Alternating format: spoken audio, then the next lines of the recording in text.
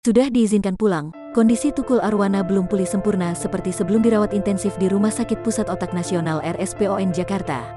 Sang komedian dikabarkan belum terlalu lancar berkomunikasi dan masih menggunakan bahasa isyarat. Untuk komunikasi masih belum lancar, masih bergumam. Sudah melakukan isyarat-isyarat paling. Misalkan, "Mas ini gimana, oke gini, gitu." Dia udah lakukan itu, kata manajer Tukul Rizky Kimon dikutip Grid, ide dari kanal YouTube Star Story, Senin, tanggal 17 Oktober tahun 2021.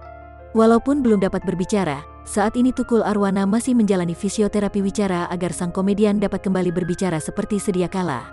"Kita dampingi terus melalui fisioterapis wicara," tutup Kimon. Ayah dari Ega Prayudi ini harus terus menjalani fisioterapi untuk mempercepat penyembuhannya. Fisioterapi sehari malah 3 kali, saran dari dokter agar penyembuhannya lebih cepat, imbuhnya.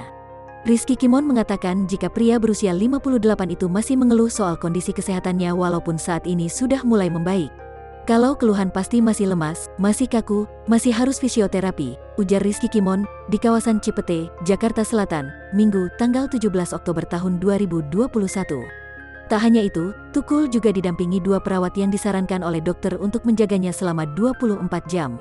Untuk 2 perawat itu saran dari dokter RS karena bagaimanapun beliau harus masih didampingi dan selain 2 perawat kita juga ada fisioterapi yang datang ke rumah, kata Rizky Kimon. "Jadi itu yang ada di RS kita pindahkan ke rumah pribadi Mas Tukul," sambung Rizky Kimon.